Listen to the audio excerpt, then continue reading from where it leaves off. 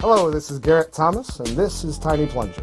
I'm here with John Armstrong and Matthew Beach, and we're here to talk to you about what else but a tiny plunger. It's quite an interesting thing at first when you see it. It's just cute. But trust me, the more and more you play with this, the more you'll realize that this is awesome, and people just love this. The cuteness factor is there, gets their attention, draws them in, and then instantly it just becomes, but how? But you know, it's just not possible. Over and over, they just look at you, and and the story, because it's something that is easy to tell. It's a tiny plunger, and they have this thing, and they request it over and over. Oh, do the thing with the plunger. Do the thing with the plunger. I've been having fun with this for the last I don't know, a couple months. We've been playing with this, and it's very quickly becoming something that is a go-to thing for my bar and restaurant magic. How do you guys use this effect in your working life?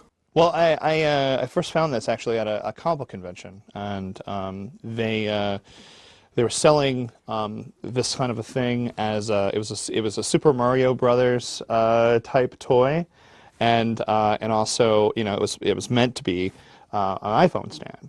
But but they were selling it as like the Super Mario Brothers related thing, and there was Super Mario Brothers things related to it.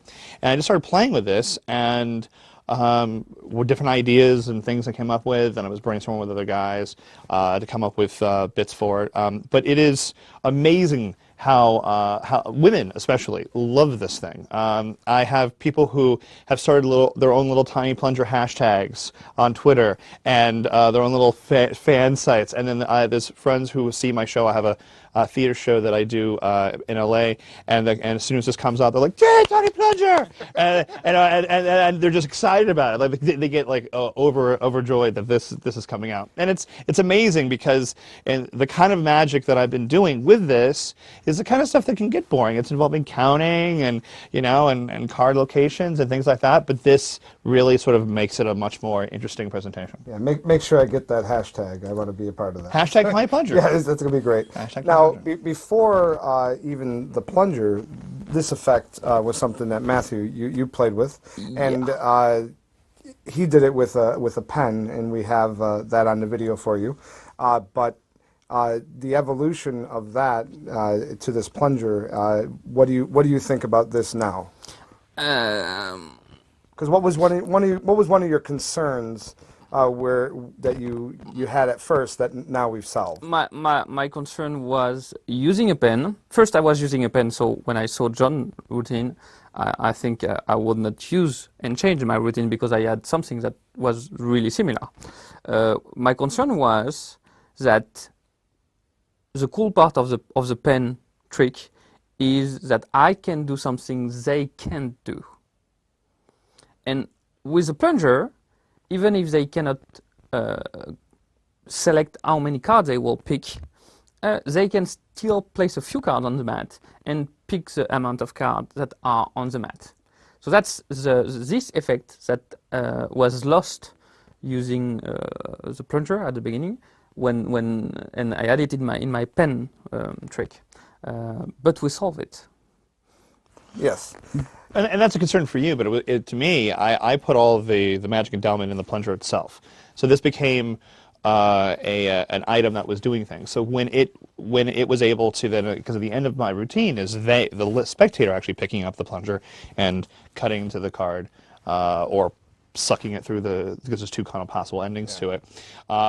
They're doing this, so I'm saying it's not me, it's the plunger, and so that was always the way that I approached it. So even though that is a valid concern, my approach to this wasn't that I could do anything, is that this could do it. Because it was a presentation. Because in my presentation, the first thing I wanted is using the same presentation as in my trick with the pen, using the plunger, and that is not possible. Exactly. And I love this because it just goes to show that what can be something that doesn't work in one effect, if you just change something else, you can make it work. That there is no, there are rules we make. You never say that this is a perfectly normal deck of cards. Well, sometimes there's a time to say that. If you understand the rules and if you understand why there's a problem with it, you can figure out how to break it.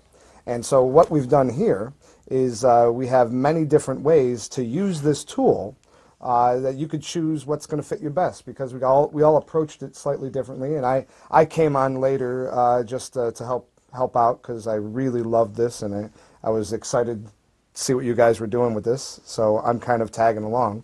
But we all have slightly different ways to present this, where you can make it so you can do it, they can't, we all can do it, and it's the plunger, or maybe I can do it because of magnetism, or that this has a personality in and of itself, and we should all hail and bow to the tiny plunger. All hail the tiny plunger. All hail the tiny plunger. So let's take a look at what we have in store for you. There's a lot ahead, so sit back and relax and enjoy Tiny Plunger.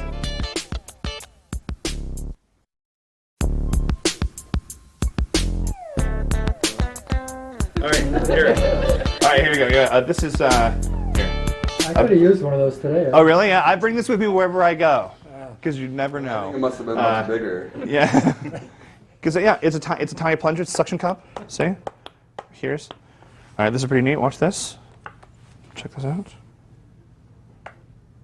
Thank you. Very nice. Come on, that's the best bit in the whole show. Very good. That's right. No, come on. This is a vacuum. It picks it up. I do. This picks them up. See, like this.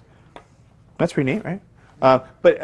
And also, it's a vacuum, so it stops here. So you can't do this. You can't actually pick up other cards with it because the vacuum stops and you can't go through that barrier, right? That makes sense, right? Makes sense. But you can. You just have to rev up the plunger.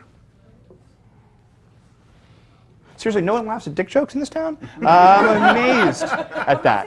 That is insane to me that no one seems to laugh at that joke. Yeah, okay, but watch. See, look. Don't worry, we will laugh at all the funny jokes. Wow. See how it works? See, look, it still picks them up. I'll add another one.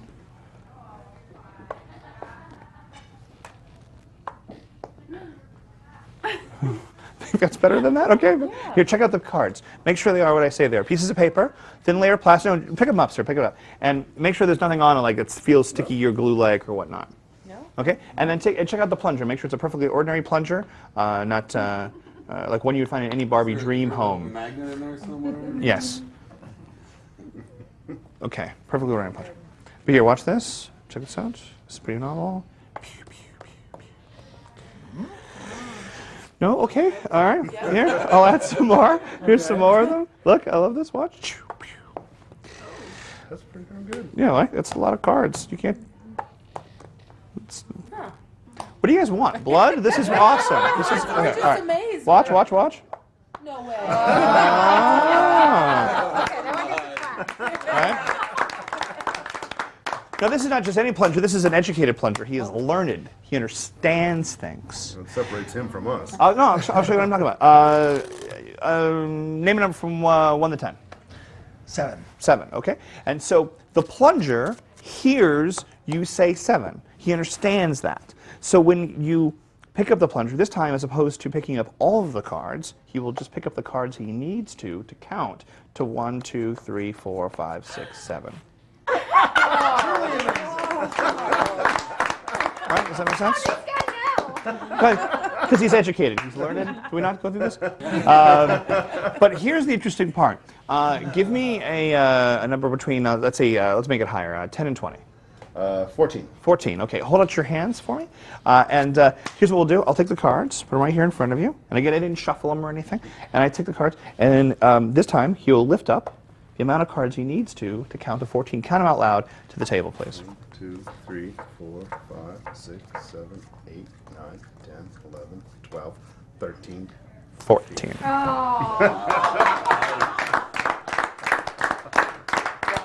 It's a tiny plunger. Now, he doesn't just understand card quantity. Yeah, it's pretty cool, right? He doesn't just understand card quantity, he understands card identity, the difference between, say, one card and another card. Right? So, make it interesting. Would you be so kind as to touch a card, please? Maybe you're You may take it out. And go ahead and grab the card and show it around to everybody. I won't look. Okay. Everybody got it? Yep. Excellent. All right. And now, if you wouldn't mind, just go ahead and take the card and just place it back here inside the deck, wherever you'd like. So right about here, yeah? Yeah. Is that fair? That's fair. All right, we'll give the cards a bit of a mix. Here's the idea. The plunger will now memorize the entire deck of cards. He has done so. Please whisper the name of your card to the tiny plunger. Can I pick them up? Yes, please.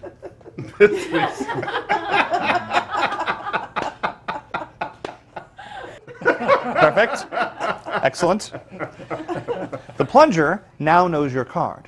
Yes. And he knows the location of every single card in the deck. Okay. Because of that, he'll be able to do this and go right to it. See? There's a tiny plunger. We'll try it this way, sir. Touch a card out for me. That one there. Okay, take the card. Show it around to everybody. Make sure one gets a good look at it.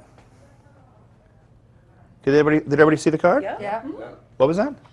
Yep. Oh, I'm sorry. Sorry. The plunger. He said it was a two of spades. Don't show the card to the plunger because then he'll know it. You can't do that. Yeah. Instead, here. Would you hide the plunger so he can't see anything? I'm sorry. I should have made that clear. And so, if you wouldn't mind, well, here we'll get you a new one. Just reach in there for me and pick one out. Show it around, everybody. Got it? Did everybody see the card? Yes? Yeah. And just like last time, you take the card and place it back inside there. But unlike last time, remember I held the cards in my hand. And then I shuffled the cards, which might make you think that I do something to the cards. Right. But I do nothing. The tiny plunger does all of this, though I am his Brilliant manager. So close the cards up for me. And then shuffle the cards. Make this as fair as possible. Excellent. And you may release the plunger from his bonds. Thank you very much. Though I'm sure he enjoyed that. So did I. Did you really? Yeah. Oh, that's good. All right. Thank you much, sir. You can put the cards back down there. And go ahead and just give them a cut. We'll make sure this is fair. I don't want to let you be the last person to touch them and then close the cards up. There you go. Square them up. Take the plunger. And now this time, unlike last time where she mentioned the card or told the card to the plunger, this time he's just going to go into your mind, read your mind, and remove the card. Concentrate. He has done so. The card is now gone. It's been removed from your mind. Please take the plunger, sir, and push it down on top of the deck of cards. You'll notice that this time when you lift up, it only lifts up one card. Your card, sir, the 8 of spades.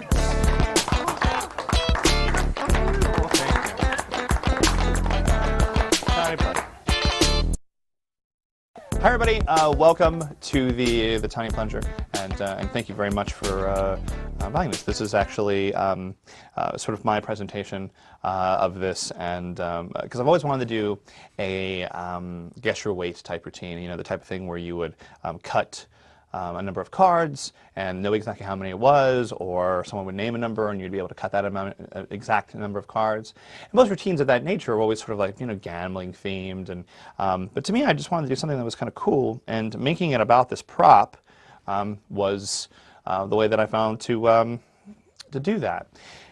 The prop itself is something I found in a comic book convention, because I actually go to comic book conventions a lot, mostly because I actually work in a comic called Smoke and Mirrors, which you may or may not have heard of. But this was a find I found at a Super Mario Brothers fan table, and bought it, and I thought this was really, really cool.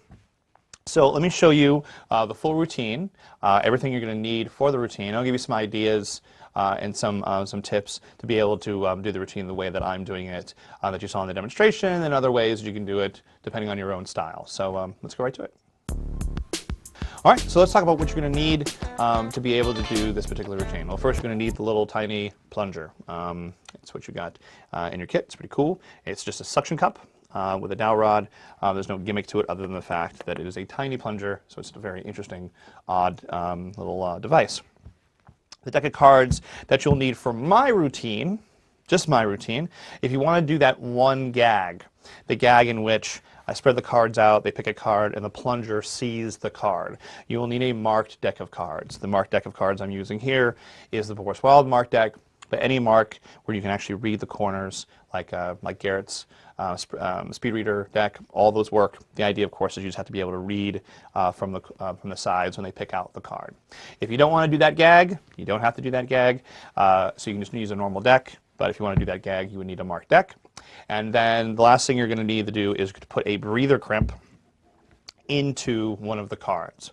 I also recommend, even though the beaver crimp itself is kind of a indication, that you would probably put a little bit of either a dot or pencil dot. But because this is a marked deck, I know what this card is because the actual mark itself, that way it's marked already. But I would always sort of pencil dot it so you know exactly where you are. It kind of helps.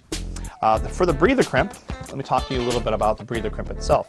The breather, the way to put this on is basically by drawing an X down from this point. You go from here, here, here, and here.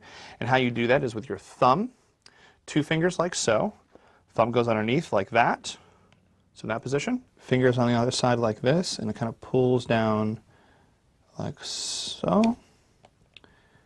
And same way, like so. And again.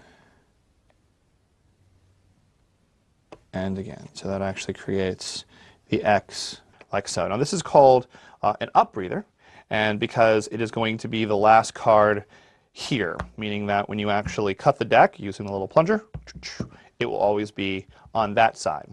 If you did it the opposite way, if you actually press down this way, it would be on that side when you actually cut. But I always keep it so that it's here because it fits the routine. So that's what you're going to do. You put, again, your thumb and 2 fingers across, and you drag it that way, and you drag it that way, and you drag it that way, and you do that way, and that puts a good, strong breather into the card. And now you're ready to go. That's pretty much all the setup you need, but just one other thing about the breather. I have been researching some stuff about the breather, and the breather itself, this is usually the way that it is placed in. This was in the breather booklets that were in the Bob King things. This is what Vernon talked about. But there's other ideas as far as crimp stuff works, like the Affinity crimp of Martin Nash's. And of course, there's some of the crimp stuff that we were talked about by Garrett as well as Matthew. But it was mentioned briefly in Pitt Hardling's book, but there's a way to put a crimp in very, very quickly, and it's also, as far as in my research I can tell, goes back to actually the way that gamblers really did indeed put the crimp back, according to what Steve Forty tells me.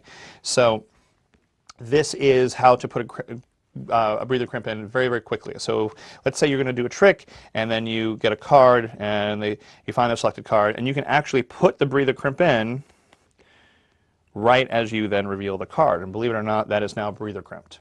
Okay, so what I'm doing is I got my thumb and 2 fingers on either side, and I'm just pressing down basically simultaneously at the same time, like that, on each of the corners. So I do one corner, dink, second corner, dink, and I can do that in the guise of, I don't know if this is actually your card, but it is your card, the 5 of diamonds. And now I've actually put the breather in right there in front of their eyes. And now, 5 of diamonds, remember that? I put that in the deck, 5 of diamonds. So it's a very, very quick and easy way to put a breather crimp in. That way you can actually borrow a deck, put the crimp in, and then do the trick, and people will be like, how the heck did that work? It's also, that whole thing is good with the normal breather crimp, because if you're in a heavy, heavy, heavy humidity state like Florida, because boy, I grew up in Florida, and you know, by the end of the day, a deck of cards would look something like this. You want a really, really strong breather to make sure this is going to work. So you probably would do this, purposely made breather. But if you're worried about it kind of corroding or wearing out over time, if you just do this to the already existing breather, you have now re-strengthened the breather and it's ready to go in for whatever routine that you're going to do. So that's pretty much all you need, and we'll get right now into the full work of it. All right, so we have, we'll start with the full routine and where you are. And we'll try to break this down into little segments so you can see how this actually works. But as overall, just going to go through this fairly briskly, at least the first part. The first part is obviously talking about the plunger and saying what this is. And I make the gag about that I bring this with me wherever I go because you never know. And I think that's hilarious. And so I put that out, and then here's the deck. And the deck is all set with the breather crimp on the bottom of the deck. Now I'm going to go into the first part, which essentially is a lot of the stuff that Matthew does with the pin. So I explain that a vacuum is created when you pick something up like this, and that is why it picks it up. And I play it as though this is some kind of great magic trick, which obviously it isn't. Because the reality of this situation is, and as much as I've done this routine for laymen, is that there are sometimes you perform for really smart people. And when you perform for really smart people, they know that this is not a trick. They know that's not a trick because they know how surface tension and that sort of the reason why this actually sticks together, why that works. So I try not to play this as like a super, super heavy trick. I play it like, look how neat this is. And that, to me, I think kind of saves any sin you might have by having really smart people who understand surface tension and the way things would react. But for the, shall we say, the normal masses who might not understand that, I'm able to then throw out some bad science and then let good science do the method for me, which is actually how this works. So I say, watch, I'll show you something amazing. Thank you very much. No, seriously, that's incredible. It's science. It's incredible. When I go like this, it's a vacuum. The vacuum actually picks up this card, and it seals that off. And now, as you can see, this card, it can't pick up both cards. The plunger can only pick up one card because of the vacuum ends here, which is true, but it's not the real reason why you can't pick up this card. You can't pick up this card because the card itself is now naturally bent when you do that. It kind of makes a little curve on it. So it doesn't allow me to pick up enough of this surface area to use surface tension to pick it up, right? Because if I push down, it picks it up. But if I just do this, it won't pick it up. Right? So I show and explain some bad science, and then let good science actually do the method for me. So now, after explaining that this doesn't actually pick this up, I grab this and go, but you just have to rev up the plunger. And I put them both together, and then I do this little gag, and then come over here and pick up the two. And because it's only two, especially if you're in an area where there'd be a lot more static electricity than not, and that just sort of depends on like heaters and other things around your house, you can get some serious hang time on that. Eventually it will fall. Eventually that's going to fall off. But you can get some pretty good hang time. So I always let that stay a little longer than when I do it later on when you have more weight, which you won't get as much good hang time from. So there you go. So now I add a couple more, and I just add and then pick up, add and then pick up.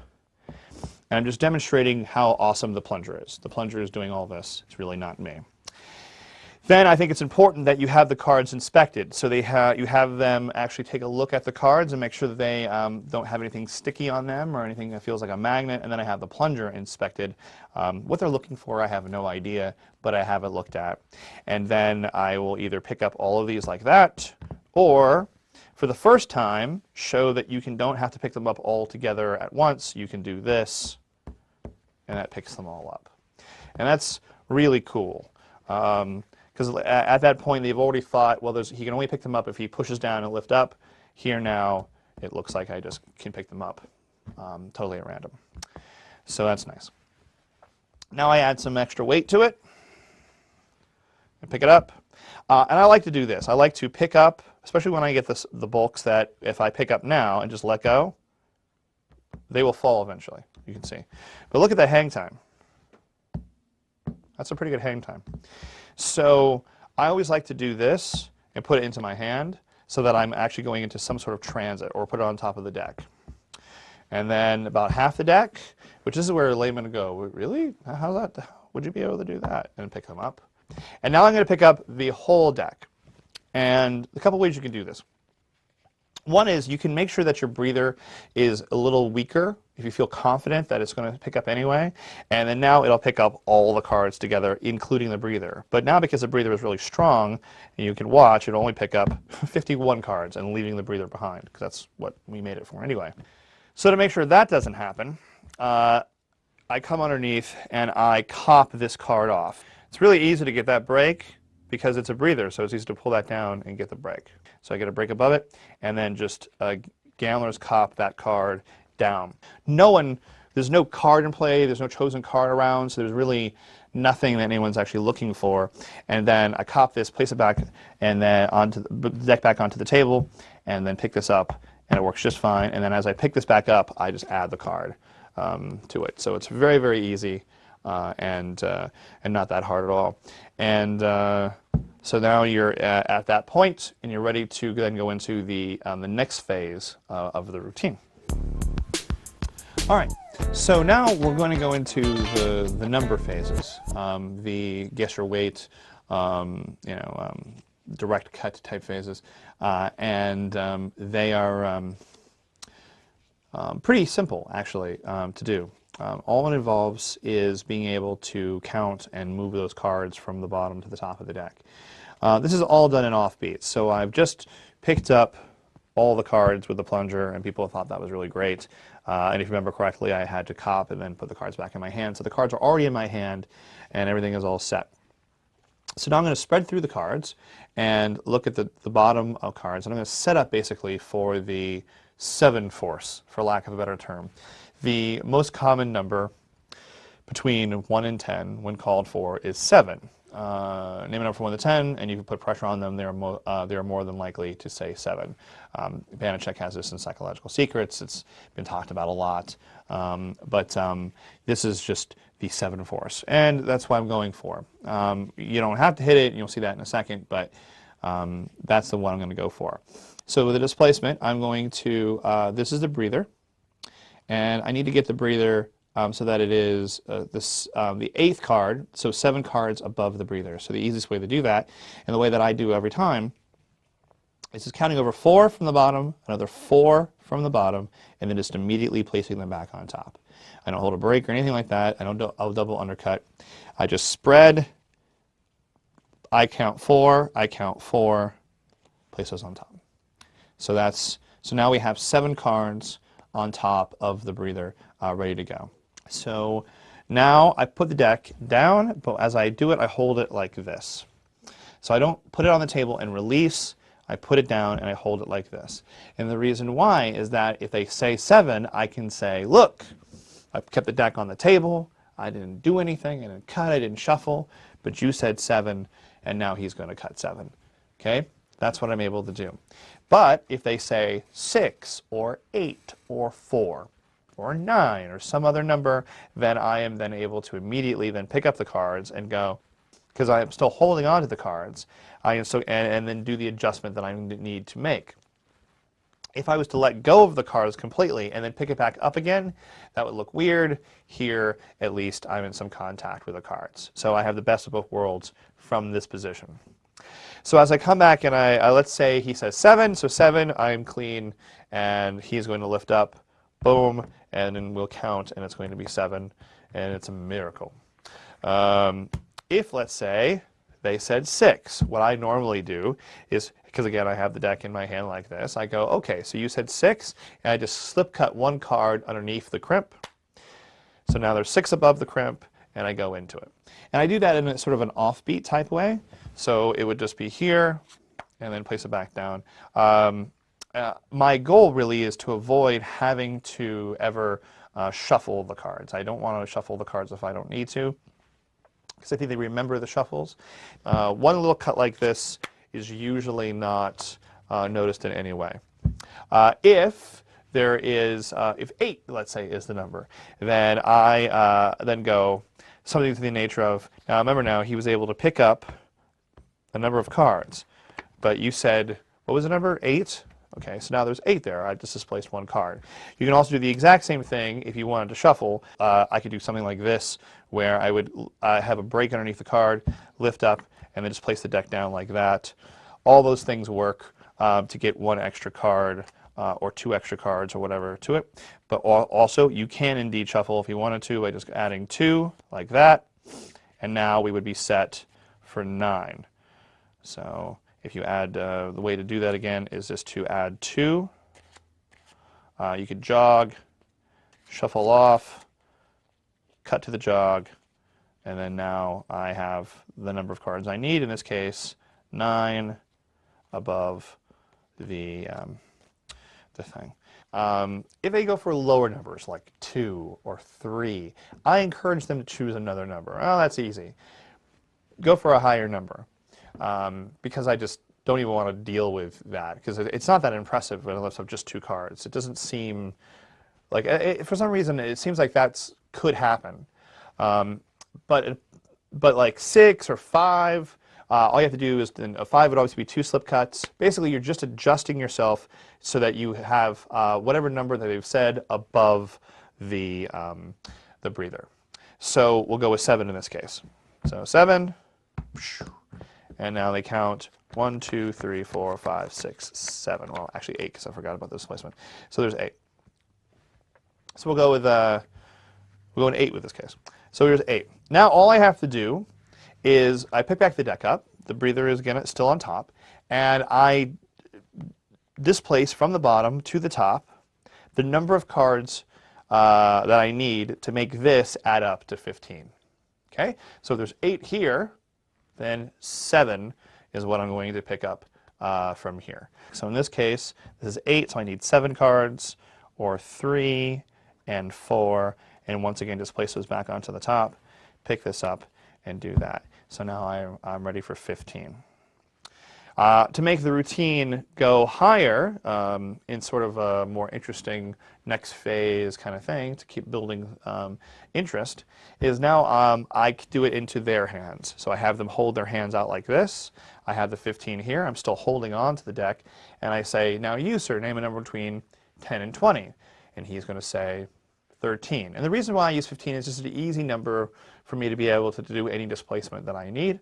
So he says 13, and then once again 2 slip cuts, and I'm there. If he says 15, I'm good to go. If he says 16, shuffle 1 more, and then whatever you need to do to get that extra card on top of the breather. Put that down, have them hold out their hands, and then do that, and then have them count the cards. So if they count the cards, and as they count the cards out here, then my breather once again is still on top. And all I have to do after they count is pick up these cards, place them underneath the breather, and now I'm ready to go into the third chunk of the routine. Now what I'm going to do, we have the crimped card on top. We're going to go ahead and go into the selected card faces. So I have the deck spread out like this, and the person who's sitting on this side, or the person I'm just on this side anyway, I have them select a card. And it's a free choice. They really can pick any card they want. So they pick this card. And if they, for some reason, decide to pick the top card, then you just skip right to the end. But majority of the time, all the time, they pick that whatever card other than the top card, which is crimped.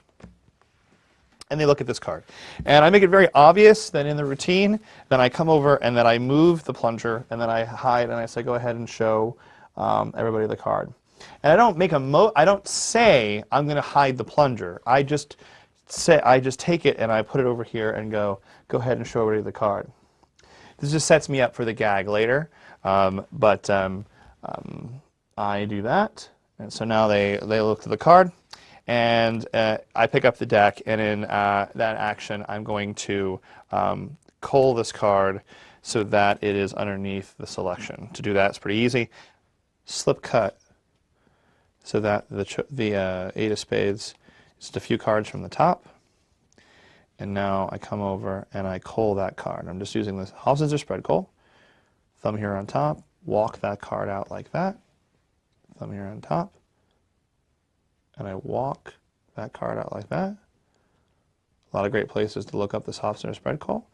And this just rides along the spread. So this is the view from underneath. It's the view from underneath, and it's just riding along the spread.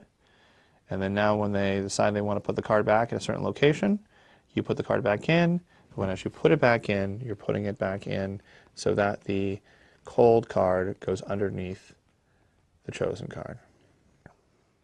Okay, so that is placed back inside, and now I'll put the deck down, and I will do a false shuffle. And this is just a zero shuffle. You don't even have to do a false shuffle if you didn't want to, but I always kind of false shuffle the cards to mix them around. And what's nice is that, especially if they place it back towards the center, you can do a legitimate small packet cut because it doesn't hurt anything and actually does help you because then you have less cards to actually pick up with the plunger. So I do this gag in which I say the plunger is going to memorize all of the cards. And he does. And then I give the plunger to the person. I say, whisper the name of the card to the tiny plunger. And they do, which is a funny gag. And then I come back over here and I'm going to do this. The crimped card is here, which means the selected card is there. And I have this really great display. So perfect applause is the position. You're ready to go. Now I put, once again, all of that underneath the crimp. And move, choreography-wise, I move the plunger to the side. Spread these out the same way that I just spread it out for her. And to him, because usually there's a gentleman on this side, I'll explain why that's important in a second. And I say go ahead and select one of these cards, and they do, and because the deck is marked, when they select that card, I then know what it is. I make this big deal about not looking at the card, because I want everyone to remember that I'm not looking at the card.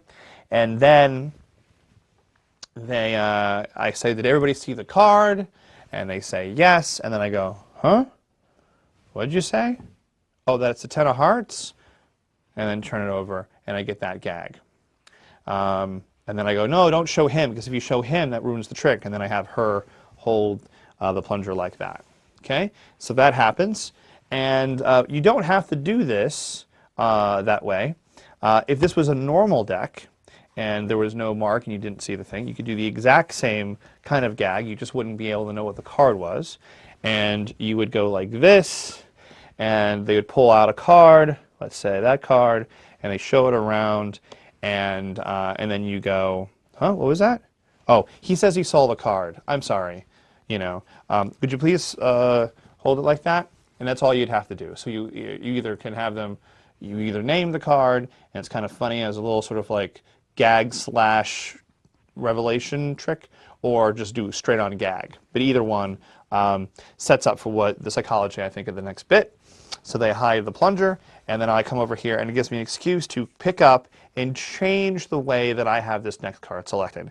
As though I'm just trying to hurry up because this was a mistake, I then classic force this card. Here's the card. I run a few cards off, and I keep a break underneath those cards, keeping the break, and then I classic force the card. And there's many, many, many treaties on this, but yes, the classic force is what I am doing here. And then I immediately spread the cards out again, because I want people to remember that this is how he selected a card. I want them to think that he took the card out like he did the first time, and that's how he always selected the card. So, because if you think about it, the way to make both selections uniform would have them both be selected in the I hold the cards in my hand way. But this was just my attempt to actually see if I could find a way to do a very much a hands-off, you pick any card you want type of selection, and then make the classic force seem the exact same way, at least in their memories. And I think I've at least accomplished a little bit of that here. So now they have the forced card, which is indeed the crimp, And then I go into this thing about saying, hey, last time I held the cards, last time I shuffled the cards, you might think I'm doing something, but I won't do that this time. You put the card inside, you close the cards up, you shuffle the cards, and they do. So they're the ones shuffling the cards. They're the ones doing all of this. It's completely hands-off. And it feels really good that way. I feel that you don't have anything you have to do with this. And so now they select, I have them cut the cards, and there's an excellent chance that when they cut the cards, they will cut to the crimp and bring the crimp card on top. And then I go back and do one of the two versions of how this trick ends. Now, always I do the gag about sticking it on their head and removing their thought. That is, and I always do that to a male because you can't do that to a woman and seem anything other than a jerk. You just can't. It just seems very weird and oddly just inappropriate. So don't do that to a woman. But to a guy, trust me, I know, don't do this to a woman. But to a guy, it's funny. And I always try to get the person here to have either a receding hairline and or just bald, because it's even funnier to do it to a bald person and I can just stick it on the top of their head. It's funny stuff. So then I take this, and it's on top, I've just removed it from their head, and I go, I want you to take this and place it onto the deck, and now lift up, and when they lift up, they will only be able to lift up the top card, and I go, that's right, your card was actually sucked through the rest of the cards, your card, and I have them show it, the 8 of spades, and it as though it's come through the deck. All right, that is one of the two ways this trick can end. The other way is that, again, completely fair, when they cut the cards, they don't cut to the breather crimp, which is fine because they're going to now do the trick that you've been doing for the people earlier. They're going to do it, and they're going to do it the first time. So you can feel confident that you'll be able to do this because pretty much I have spectators who've never seen this before, have no idea about magic, end this trick for me every time. And so what the idea is, I have them go bonk, bonk. I have them go hit, and then go immediately over to the side. And that's what I tell them. I say go, eh. And basically what they're doing is they're cutting the deck for you, and they're going to cut to the crimp because of the breather, and it's impossible for them not to cut to the, if the crimp is good, it's impossible for them not to cut to that crimp. The only problem would be if the card was on the direct bottom of the deck. It would seem very odd that way, and so when I have them cut the cards, I can kind of tell either by lifting or adjusting, but I very rarely do that. So now I'm here, set, go ahead and go bonk, bonk, and they do. And I go, isn't that amazing? Cut through this card, build up, build up, build up, turn over, and then there is indeed the card. And then that's just pretty much it. That clears up everything, and I'm ready then to go into whatever else I'm going to do. But that's essentially the routine that I do with Tiny Plunger. All right, so that's pretty much the routine. I just want to hit a couple real quick high points to make sure that you understand that it's really about the sort of the adventure of the little plunger, at least in the way that I perform this. But I encourage you to come up with some ideas and things that you would want to do to either personify the plunger or even make it though you're actually making the plunger get powers or release powers, whatever. Some of the cool things that we've talked about in other parts of this disc, you can add to this routine. You can use maybe that ventilated card instead of the breather, and there's other really interesting stuff there, so definitely do that. So mixing and matching between some of the routines and coming up with some of your own ideas, I think will be really great. So that's pretty much it. I've been doing this for a while. It's been one of my favorite things I do with Magic Castle, and I think you're going to enjoy it as well.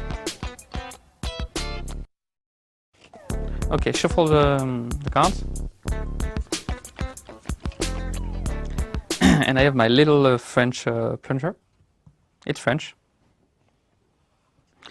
And I'm going to teach you how to use a plunger. You used one already, once in your life? I might have, yeah. Okay. I only use plunger with cards. Okay? Because I'm a magician.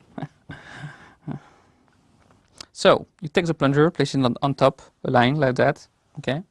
You press the plunger, lift, and the card will stick to the plunger. Not too many times, just a couple of seconds, but you will be able to lift it. I show you. Like that. You see? Okay, try. Now you have the sound. The sound is cool. See? But it doesn't stick. Okay, let's try. I'm going to help you for that. Let's try with less cards. Less card. Less card, it's easier. Okay? So, take the plunger, you concentrate, you imagine the cards sticking really hard to the plunger. Okay? And you just, like that. Okay. Do it. In the center, yep. Yeah. Now. Okay, I'm going to help you. I'm going to help you. I help you with less cards. That's not even half of a deck, huh? That should be easier. That's easier. Center, concentrate, and you lift like that. Okay? That's a picking action. Yeah. I help you. It's going to be difficult for me to help you because there is almost no more cards. I help you, and let's get rid of half of the cards. Shuffle those cards. Okay. Center. Okay. Concentrate. Keep concentrate on the cards. See? Gone. Concentrate. Concentrate. Yes. Yes. Yes. Yeah. No. Okay. No. Okay. I help you.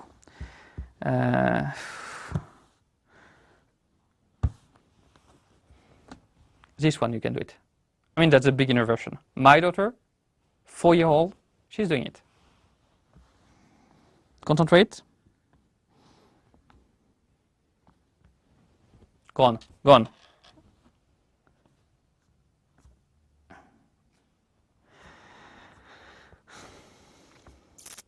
Okay.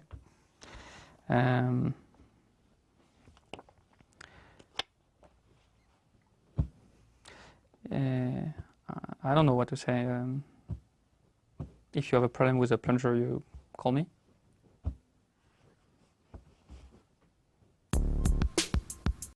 For all those tricks, you will need to use a mat because it's based on the vacuum principle. If you are not using a mat, that will not work. So, plunger, pen, anything you will do in that DVD, you will need a mat or a tablecloth or something that can put air in between the card and the table. This little plunger is amazing. It has been specially made to be able to suck or not suck when you want. I created that working on the plunger. On the prototype, I've done a hole that goes from inside to almost on the top of the plunger. You cannot see because it's inside the handle, but there is a hole, a 1 millimeter diameter hole that goes almost to the top. Now I've made 2 holes, one there and one there, so lower here and higher there, and these 2 holes connect with the inside hole. So there is air going through inside the plastic through those 2 holes. Now those 2 holes are aligned, and I made like this. I sandpaper the handle to have these 2 flat parts in order to have my 2 holes on the sides and those flat parts here. So flat part, and 2 holes. Okay, that's the round part, so I have a hole in front, hole behind, and the 2 flat parts there. And I made the flat parts because when you have that handle in the hand, you will naturally place your fingers on the flat side. And I've done that to make sure that the audience will never place their fingers on the holes. Also, there is one hole slightly higher than the other. So when you place your finger on it to create the suction, you have to place your thumb on the bottom one, and your thumb on the top one, and your first finger on the bottom one, and press really hard. That way, you will have the suction.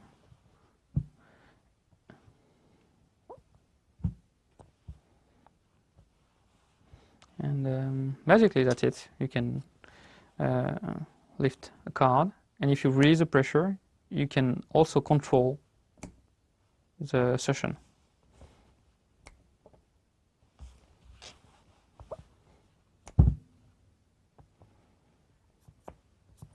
And when you push without placing your fingers in the hole, you can see the airflow. You can hear the airflow.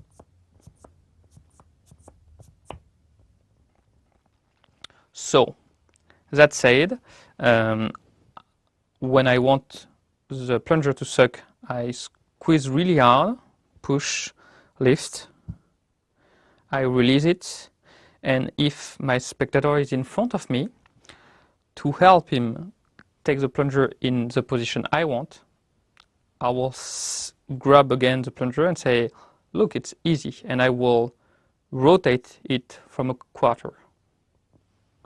And now he has a flat side, so he will grab it like this, and that will not suck.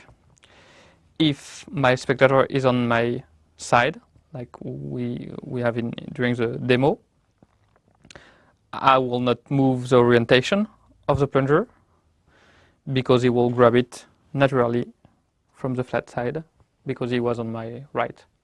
It would be the same if he was on my left. You can do that with cards. So you can suck all the cards because of the vacuum principle.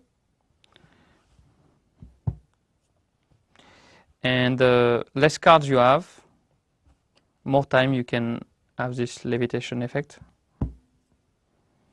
It's a little same principle. It's just a little the same as with the pen. And less card.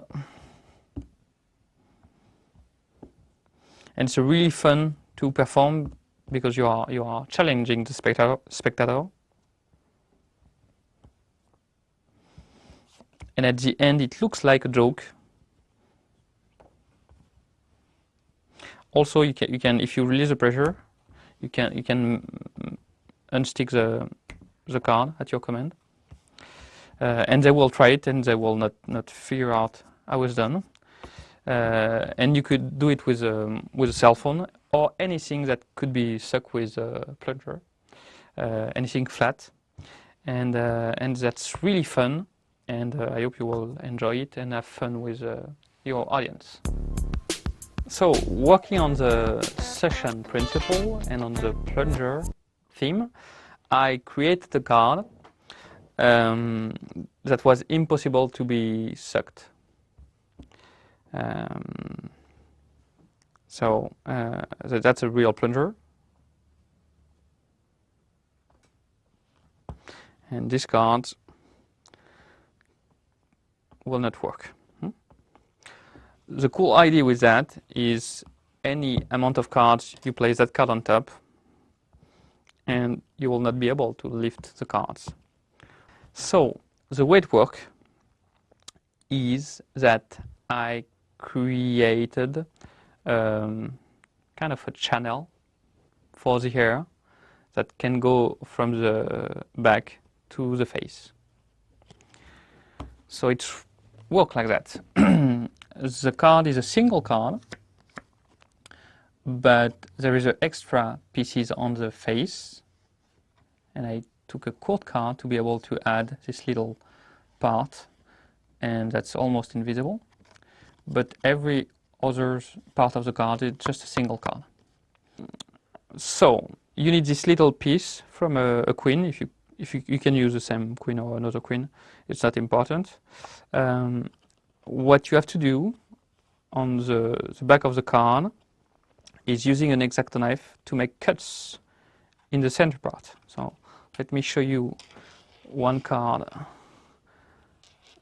that has only the cuts to make the hair goes from one side to the other.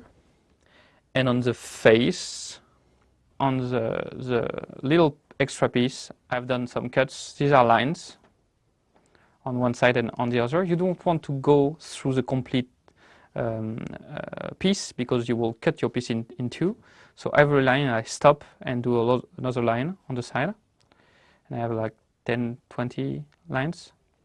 The idea is to create, that those cuts are in contact with the cuts on the back, those, to make the hair goes from the back to the face.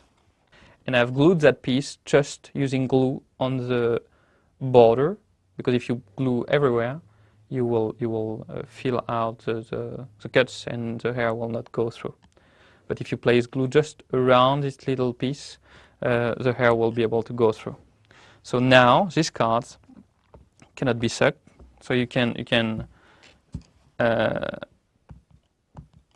remove it to be able to make the effect, or if you palm it, you can add it. Now it looks like the real plunger is not working anymore.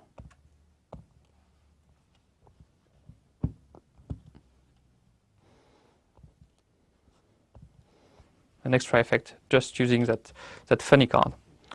Also, if you use it on a table and you are not using a mat, if you use a regular card, a regular plunger, and a table without a mat, you will have difficulties to lift the card because it will stick to the table.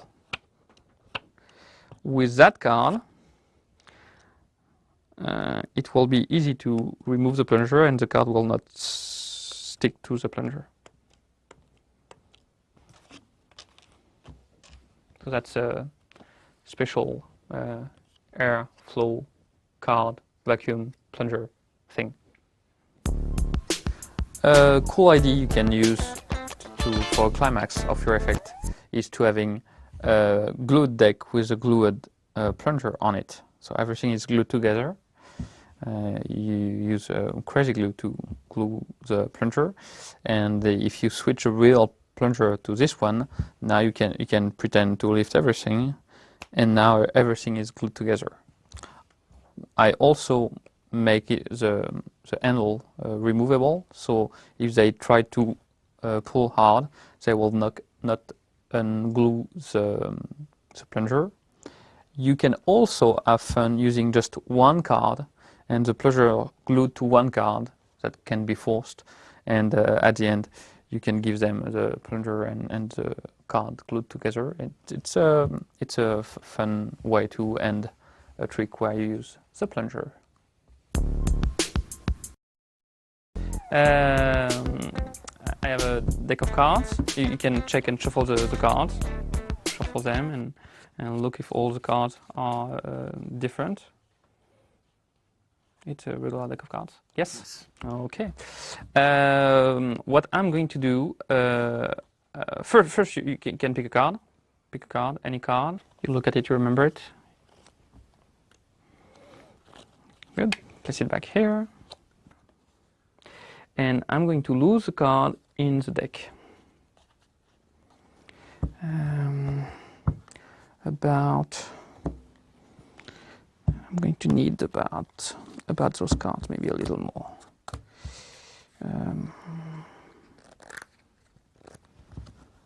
One more. Yeah. Okay. So we'll use those cards. Could you please shuffle those cards?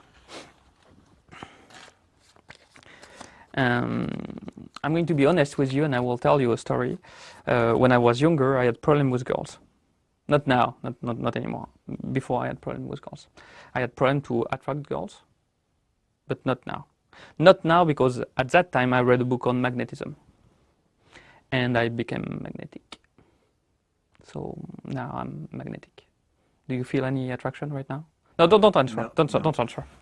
To be safe, we are going to use not human beings for the example, but cards. Could you please place a card, any card? Just keep the card and just place one card. Oh, there, okay.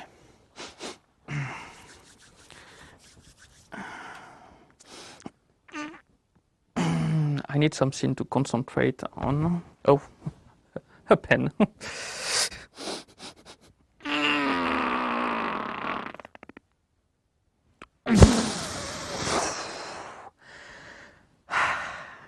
You can take back the cards, place it in the deck, yeah, and shuffle again. And let's try with 2 cards. 1, 2. Okay. Yeah.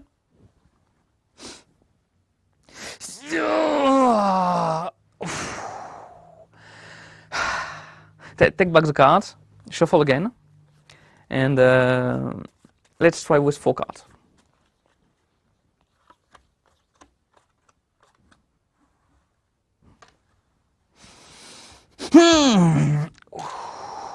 More cards, it's harder for me. So that's why. Take back the cards, and let's try with 6, 7. Okay, let's try with all the cards.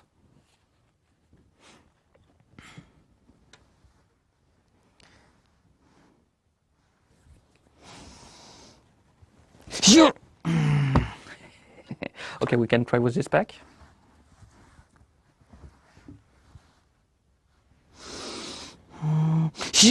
Ah, it's not working. You know why? No, because I have a prediction in my pen. You can look at the prediction. It's inside.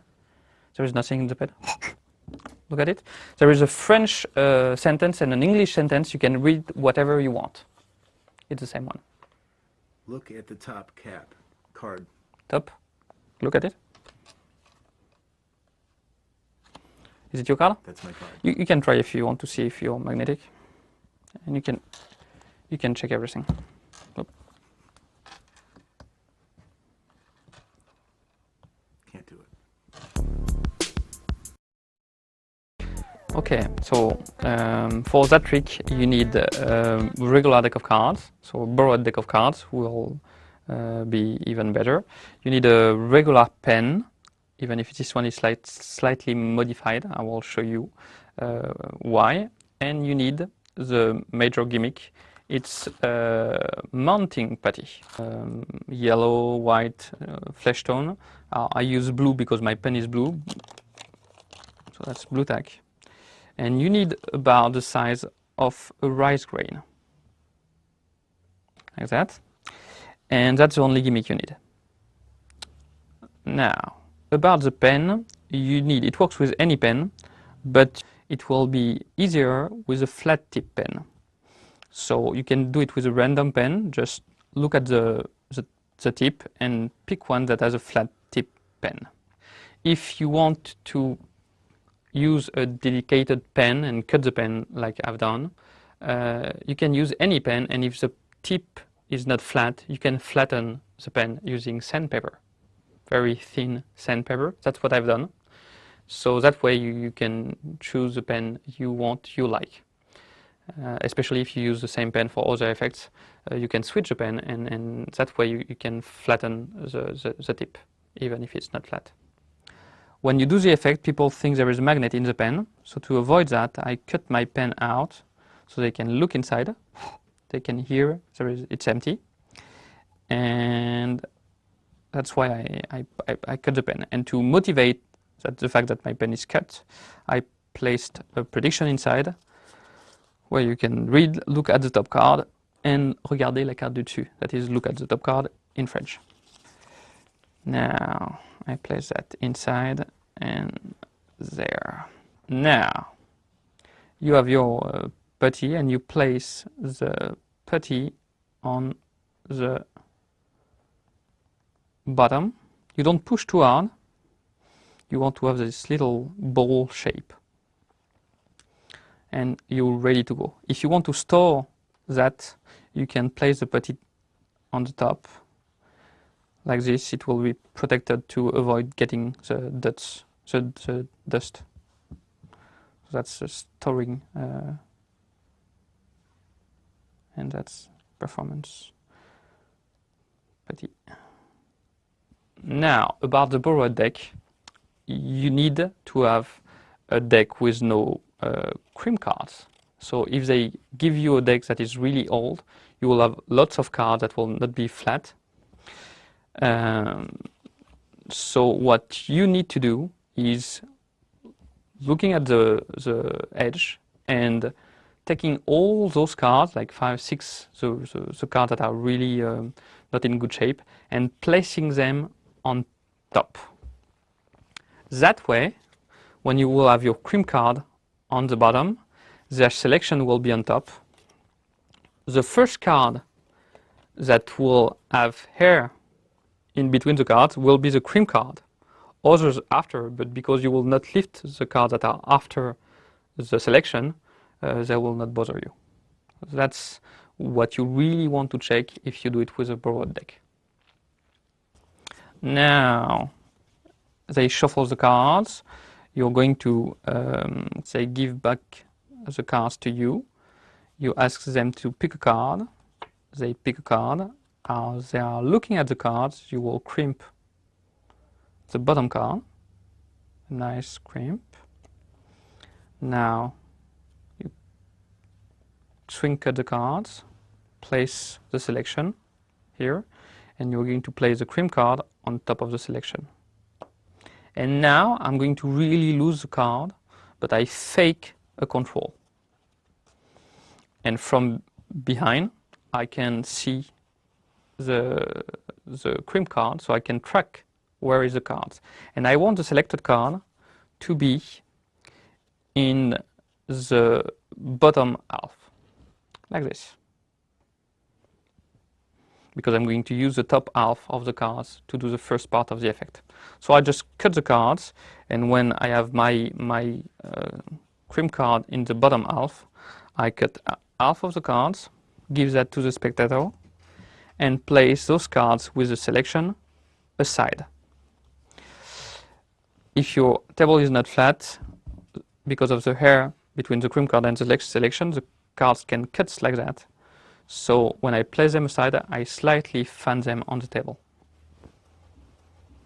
Now they shuffle the cards. I say all my stuff about the magnetic book. By the way, it's not true. I could attract girls when I was younger. And give you one card. I pretend I'm going to magnetize the cards. I take my pen and just put the pen in contact with the card to make it stick to the putty. I don't push too hard, you don't need to, and I'm lifting up. And I'm going to lift this one longer because I want them to remember that moment, because with more cards I will not have as much time to lift the cards. To unstick the pen, you don't lift it because you will have the sound, so I'm going to tilt forward to unstick without sound and ask them to take back the cards. Every time I take back the pen, I rotate the pen and show my hand empty, and I avoid flashing the putty, so that's why I'm placing the pen like that to cover the putty. And I give them back the cards. They shuffle the cards again, because you don't want them to think you're adding glue or something on the card. So they shuffle the card, cut the cards, and now we try with 2 cards. The principle will work because of the vacuum. So when I push on the cards, I can leave the 2 cards during a few seconds, 1 or 2 seconds. That's the principle. The principle will work if the centers of the cards are aligned. If you do it off center, it will work, but it will be more difficult. So I align the center of the cards, one onto the other. I like when it's a little fanned, but make sure the center of the cards are aligned. So I push on the center slightly, go up and down. And I go up and down before the bottom card can fall. Okay. Now they take back the cards. I try directly with 4 cards. And every time I take back the pen, because I'm pushing on the blue tack, the putty slightly is sliding, and because it's squeezing, it's sliding on the sides. So every time I take back the pen, I'm going to push and squeeze with my little finger around the pen and rotating the pen. That will place back the putty in a little ball shape. And it will avoid going on the sides and avoid the flash. 4 cards, same stuff. Go up and down. Now, they shuffle the cards. You do it with all the cards. More cards, more difficult it is, and that's true because less time you will have when you lift the cards. So to be sure that the cards do not fall down on the table, I will place my hand and move those cards to my hand. If the cards fall down in my hand, the effect is still there. Because the effect was I could lift the cards from here to there. So even if they fall, the effect will be there. So I push harder and go there. Now, place those cards aside. Again, place my hand. And because of the crimp, there is hair between the crimp and the selected cards. So the cards will separate exactly at the selection. So I push in the center, lift up the same way I've done it. And now I have the selection on top. So I fan the cards. I use that moment to uncrimp the card. Say, oh, I don't know why it's not working. Now I'm going to open my pen because there is a prediction. If there was no prediction, I will just open the pen and say, oh, the pen looks normal. Check the top card. And I'm using this moment when I open the pen to rub the putty in my palm. I'm rotating and opening the pen. So now I have the putty that sometimes stick to my finger, sometimes stick to my hand. Sometimes it's still a little attached to the bottom of the pen, but the putty is like that. So I use my other fingers to grab it and pull up the pen to unstick it.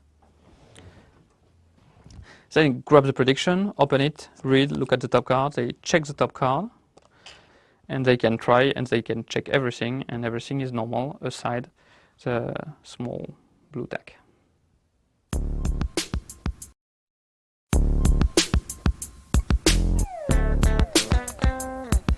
So magic as a performance art requires an artist, and being that there's many artists out there, we all have different ways to approach the same media, and or medium, excuse me. And here we have a tool that seeming, does one thing. It, picks up cards or doesn't pick up cards. Yet we have total different ways to approach it and how to make it relate to an audience. And hopefully you guys will even come up with your own ways to handle this. But I definitely want to talk about things that we've played with. And I want to start with Matthew. With how did you feel? What did you want to communicate to audiences with the pen trick and with the plunger that you've been playing with? There are two basic ideas. As usual in my tricks, I like a lot when I do something and people think I'm crazy. That's the first phase. And when I lift the first card and I do that, they really think I'm completely crazy, especially when I do the presentation. When I look, it's really hard, and they don't get it. And that's a phase that you have in lots of my tricks because I like that. After, it's now magical, and the point was for me to be able to do something they cannot do, they cannot reproduce. And at the end, because I get rid of the gimmicks, they can try and they will not be able to do what I have done. So that was mostly the path I wanted. So it's a little bit more of a challenge, and everyone looks at you like you're crazy. Yeah, and the presentation is really about a challenge. I can do that. I can do that. I can do even more cards, more difficult. And at the end, I can do it, but you can't. Well, we look at you like you're crazy too. Okay. So. Now you didn't I think want that's people mostly to think because you of were the- crazy, John.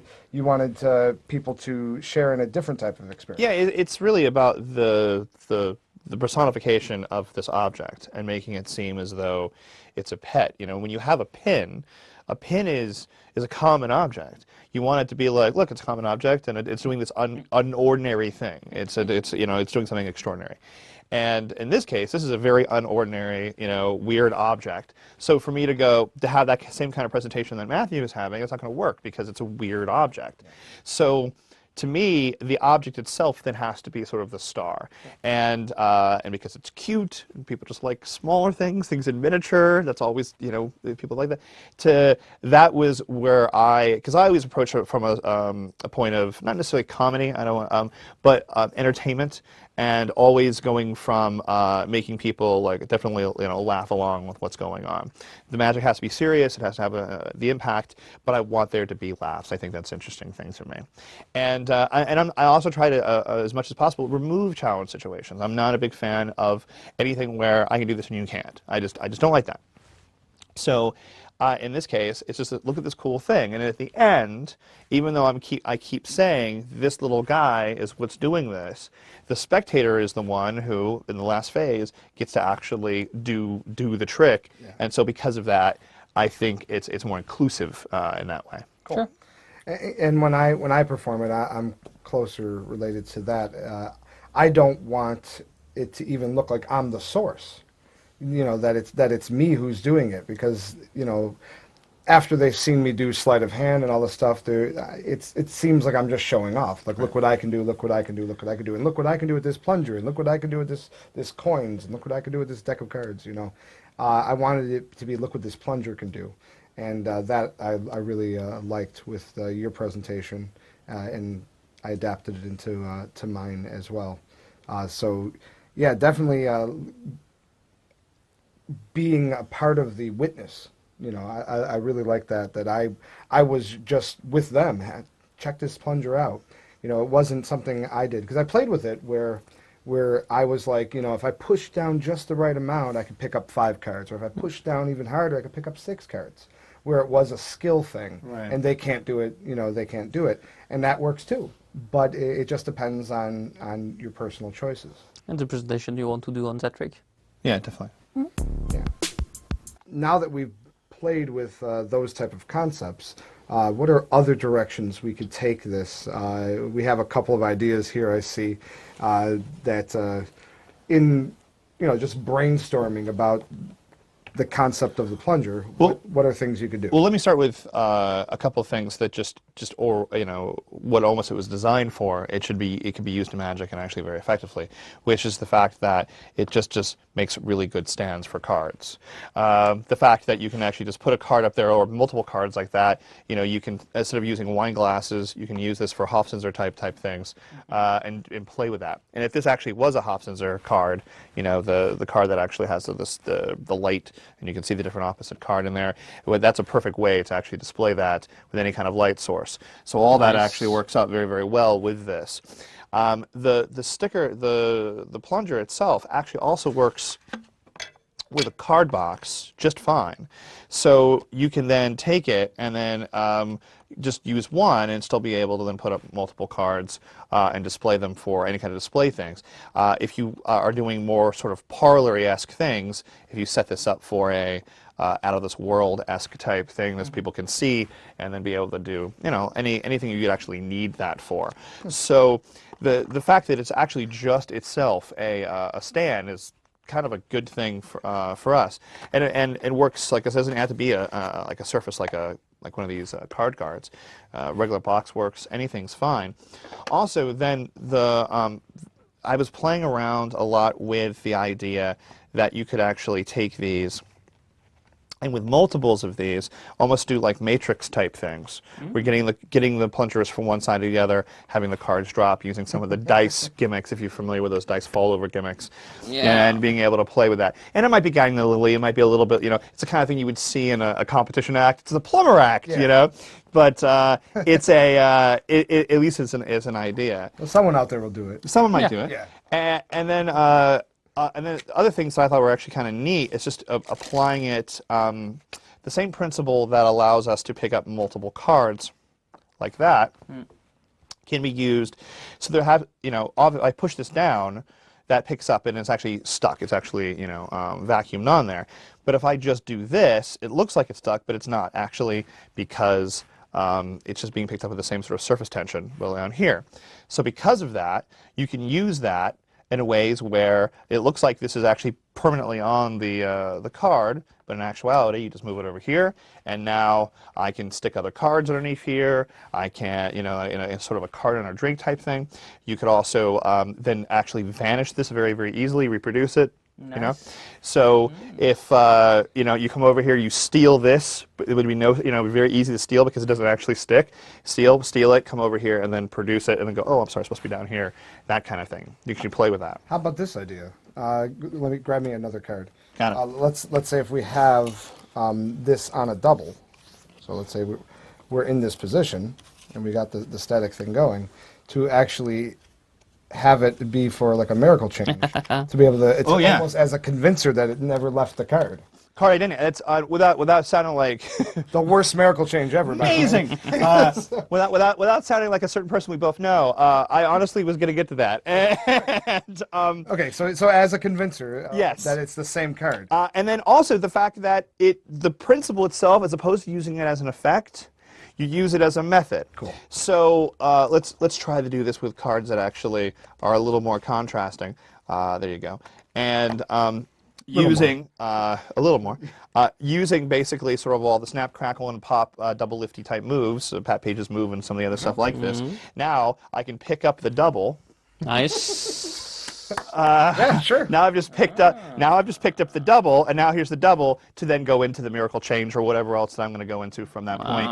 Or if you don't, if a miracle change sounds a little too movie for you, Right on top. right on top of the deck. So this is the double, you know, the Pat Page type thing. You pick this up and you go, now watch, and it changes. So the same thing, you can do it without having to actually. Beautiful. So you use it as a method. And then a couple other things. This is when I was first playing around with this 2 years ago, and I started showing this to magicians. I showed it to my friend Derek Delgadio, who's kind of a genius. Not kind of, he is a genius. And he suggested kind of a funny bit, which I thought was awesome, where you say, look, this is how we learn how to palm. Right? And then from this, you can actually very, very easily use your thumb to pop that over so that dislodges it, see? And then from this point, basically do the rub-a-dub vanish as though it gets sucked up into the plunger. And with a little tiny card being crumbled up in there. Yeah, you could do something like that, or you could also use it for any sort of those, you know, the plunger itself could be used as, you know, would you be impressed if this, you know, if this card was, you know, and then you actually have the little miniature card inside the plunger. So that would work too. But yeah, Derek's thing actually looks pretty smart, pretty cool. You know, you get that gag. This is how we learn how the bomb, and then that. And then also, I do magnetic cards. I use the plants gimmick. It's a really great thing. And sometimes when I do that routine, then later on in the show, I'll have this, and I go, you want to see how I did the thing earlier? This. And then that leads right into, after the magnetic sort of all the cards sticking to me, why I'm going to be doing that. So yeah, so there's actually kind of a couple of things that I think are pretty cool with that. Oh, and also, Chad Long has a great thing with a dart gun, which is awesome. It's a suction cup dart gun. You can pretty much do Chad's routine with this. Maybe you change the handling just a little bit, but I'll let you look up Chad's routine. It's great. But also I was playing with the idea that if you had duplicates, so a red one here, and this would be hidden underneath, and this would be the chosen card or something, and then you actually sort of do one of these things where you know, let go, you know, that kind of vanish, and as you do that, you let it go, and then pop it off to the other one. So it's just basically just, oops, slip cutting, not slip cutting, just cutting, you know, cutting this over and going bonk. To show the card so it actually lands on it. It's kind of a fun So bit. it's like the Chad Long thing, but more magical, where it's like it disappears and reappears in the location. Exactly, and this would be a different thing than other Chads, because Chad is actually, you're really genuinely on it. Yeah. And then the other idea that you had, which I thought was great, this is from last night, explain this. This was awesome. Yeah, to actually make... First, yeah, let's say about that, the full deck. So I show you the full deck, and you said to me that we can glue it to just one card because it was solid deception. Yeah. So yeah. Now this is a great thing as well. But for the Chad Long thing, you know, this came first. But here, if you have a plunger that is super glued onto one card, that could be a selection. You'd force a duplicate card, and then You know, the only thing I would change about this is that I would actually glue it in a position where Yeah. it looks like that. Yeah. so Stuck. it looks Yeah. yeah. Yeah, so it actually looks like it's solid down. Very cool. Yeah, Yeah. this is just one of the prototypes. Yeah. That's nice. But no, I was just saying, but go on, please. The so here you would have this just like yours with the card on the bottom. It's reversed though, so you can have the card selected and things like that. Then you take the plunger and the deck. You could put this up and then toss, or you toss the plunger up with the deck, and basically you'd mime tossing at the same time you toss the cards up. And the plunger being small enough can be thumb palmed or hidden in a way. But it's like the same routine as you had, but instead of a two-step thing, where you vanish it and then it's here, this is a lot more messy. Yeah. And so it's a great finale where the plunger can't do anything else because the cards are no longer in play. And you can give them at the end. It's a cool Yeah. thing. Yeah, exactly. It's something to keep that is Yeah, because really magical. it's going to be glued on there anyway. It's an you might as well. impossible object. Exactly. They, So- they love it. But what gave us this idea was actually this, which is another brilliant idea. This was Matthew. You put this together. This is the solid deception. And because of the concept of air pressure and sucking and, the audience doesn't know about surface tension, but that's what's actually happening here is static surface tension. But here you have this finale that just leaves it so obscure. And I do like John's idea about making it look like it's stuck. in a Yeah, sure. stuck Well, yeah. position. Like, that's Yeah. more what it would look like. You would have to do that. Yeah. Sure. This is awesome. Yeah. You know what I was thinking about after you showed this to me is that it wouldn't be awesome, and I have no idea exactly how this would work. So maybe somebody will come up with this idea. But wouldn't it be awesome is if you have this and it's like this, and you go and you're holding for a very long time, and then suddenly half of it drops, and then that's the chosen card. And Do you see what I'm saying? Remains, yeah. Like you can like this, and then whether you release the give valve or something, and then this pops down, and then you're able to actually pull off the card. Now, is it possible just to do, if you have the static principle, let's say we don't glue the whole deck together. Let's say we just glue a half deck. And then you would have this. Will that lift up at that You point? should combine with the gimmick plunger. Yeah, if you combine it with the Because gimmick you, plunger, then yeah, you gimmick your gimmick plunger, so you make the vacuum, everything comes, and when you release the pressure, the same way the gimmick plunger will work. So for anyone that wants that effect, You can release the pressure contact and Matthew. it will drop, and that's We'll it. have to get it specially made for you. That Yeah, we sounds- could do That that. sounds a little more complicated. yeah, but we could sounds- do it. But I just think that would look awesome. Yeah, absolutely.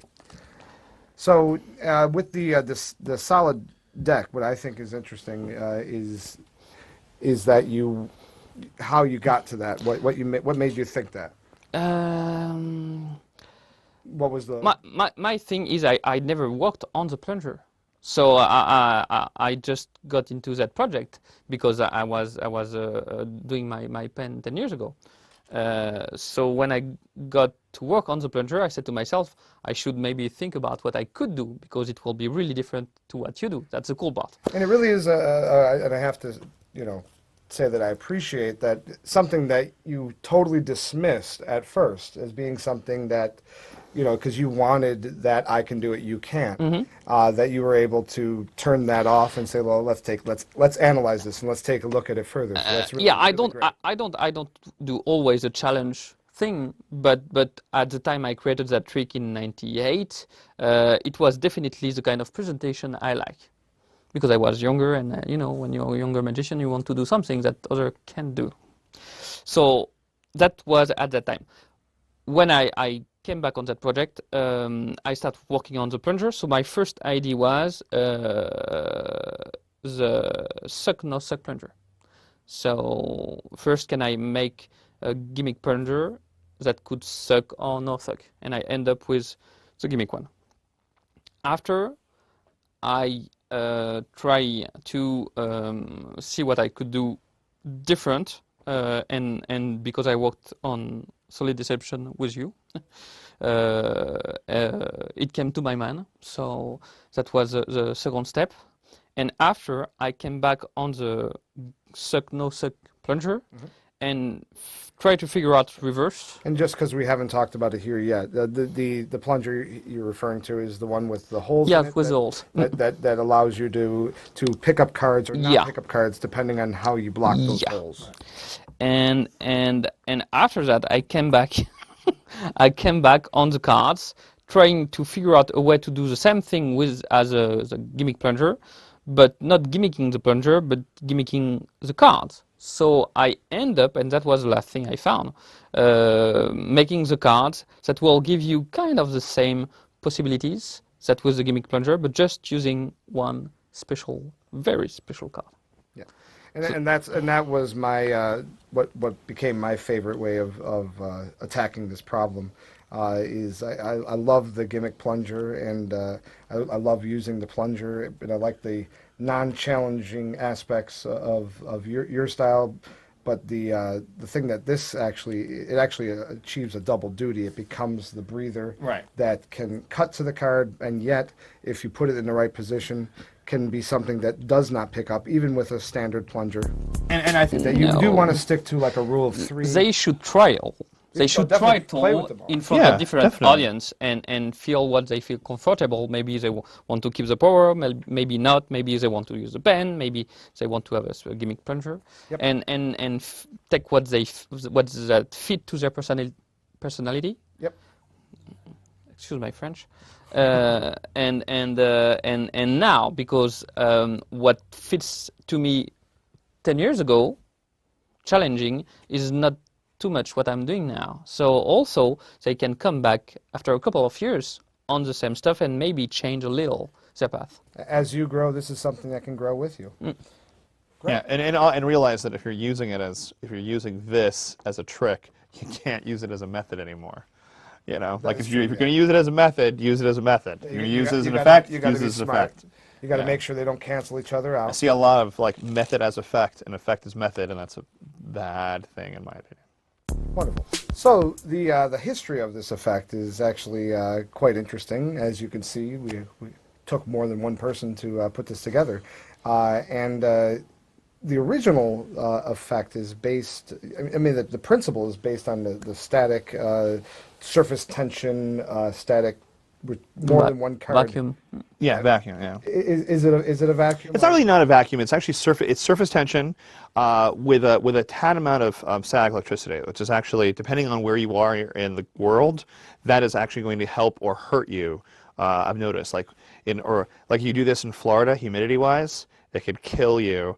Depending on how strong the crimp is or how bad the humidity is that day, things like that. I mean, these are all things to take So into definitely consideration. test it out Test before it out you. beforehand. But if you don't count magnetic cards, because the idea of the card just sticking or clinging, which is more of an effect, not the method. But the method, the first time it really any of that we think at least appears in print is in Apocalypse, which was the more of long thing. Which he would put his hand down like this and then lift up, and then the cards would actually stick, and it was multiple cards. But you couldn't do like a whole deck or anything like that because of the way that you were doing this. And depending on how clammy you are, you really could or could not pick up. And if I remember the description correctly, he was using it as a almost impromptu magnetic cards. It was very closer to that old effect. You know, you see the illustration of that in old magic books, than say picking up to a certain number or picking up any of that kind of stuff.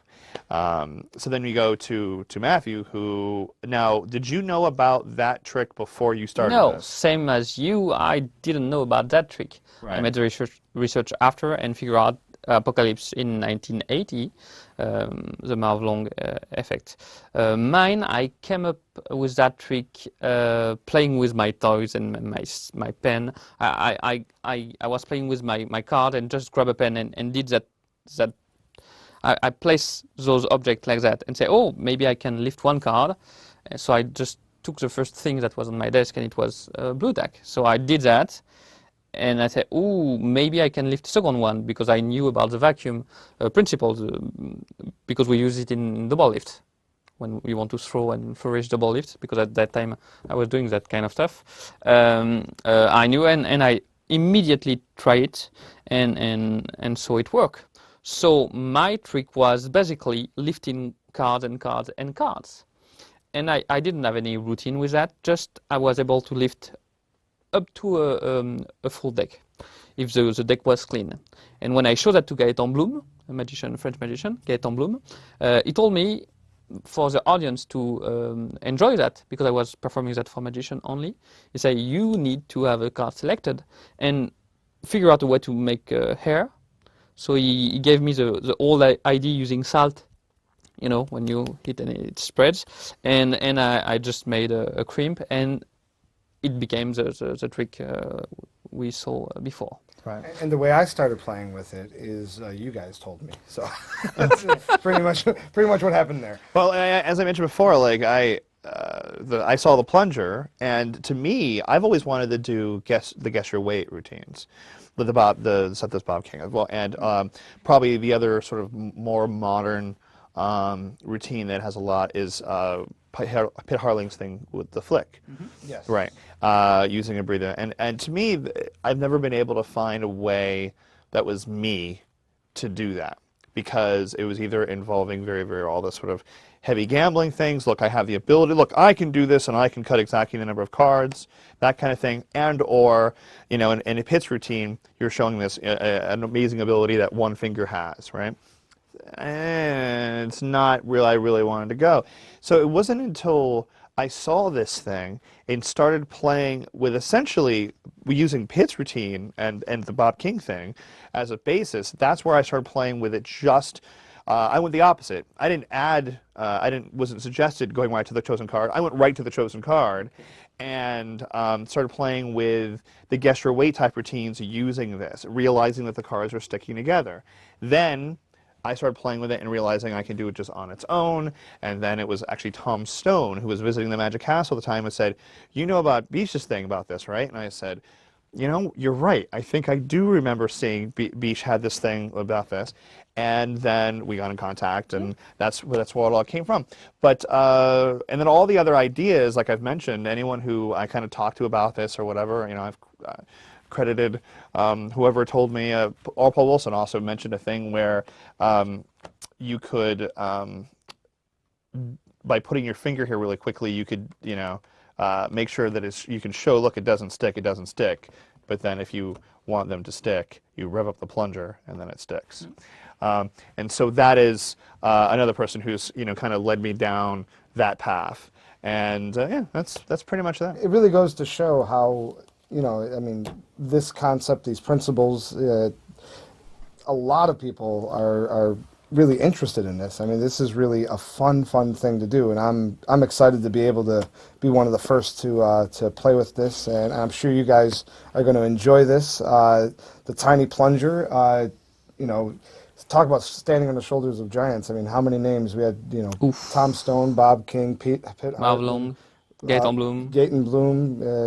You know, and I'm sure there's others. Paul Harris. Yeah, Paul Harris. Paul Harris. I mean, everything.